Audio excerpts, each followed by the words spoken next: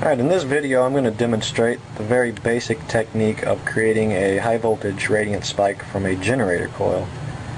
It's pretty well known that you can create such a spike from a power coil from a Bedini type motor or other pulse type motors, but it's not well understood that you can get that same type of spike from a generating coil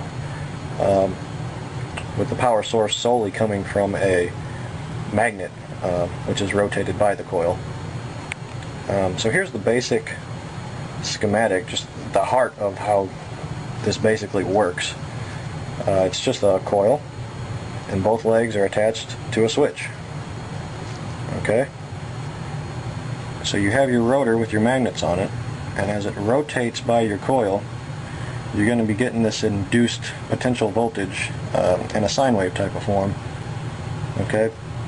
And what you want to do is right at the peak of that wave, you want your switch to close.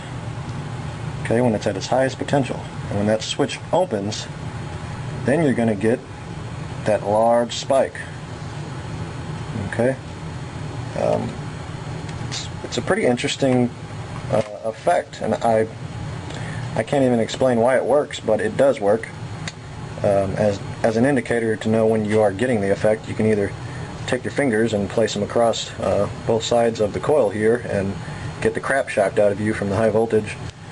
It's kind of fun sometimes. Or you can simply put a neon light in here, and that'll start lighting up once you do start getting the high voltage spike coming out of there. A very basic technique to actually apply this to use it for something would be to use a diode to direct that big spike into the positive side of a battery or a capacitor or any other load you wish. Alright, just a brief overview of the model I'm going to be using here. This is one of my original motors I've made a while ago. You'll see that there's no external power source we're going to be using in this. And this is what is going to be my generator coil. Alright, which is going to have the voltage induced to it from these magnets spinning by it. Each leg of the coil is coming down to these connectors here. Alright, and then up here from this other rotor here, the magnets on this one are what close my reed switch there. So that is the model I'm going to be using to demonstrate this.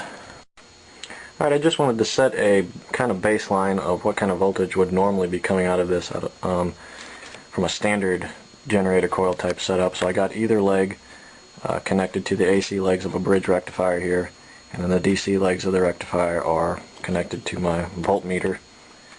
So I'm just going to show what this would typically put off. I'm just going to give it a little spin here. So just from a little spin with my fingers, it's putting off about 2.5 volts just from the magnet going by the coil.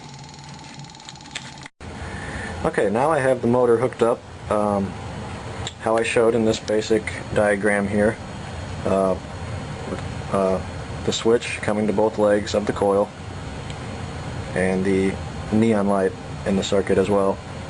And you'll see, just by turning it by hand, I can get a neon light to start lighting up.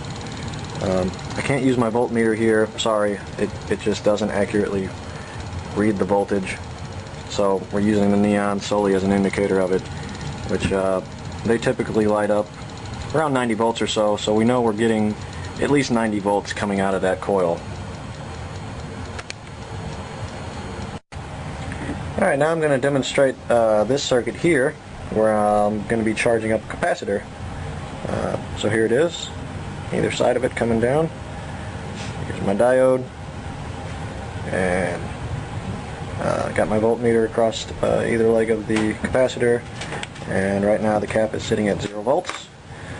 So I'm going to give it a spin, and there you'll see. Just got up to 20-some volts just by spinning it by hand. And it's been suggested to me that we know it's putting out more than 20 volts because our neon light told us that the reed switch is losing power, and there is a small arc in there suggesting we are still losing some power, and that a MOSFET would be a more efficient way of switching to collect more power. So that's pretty much it. Apply that to your motor or whatever.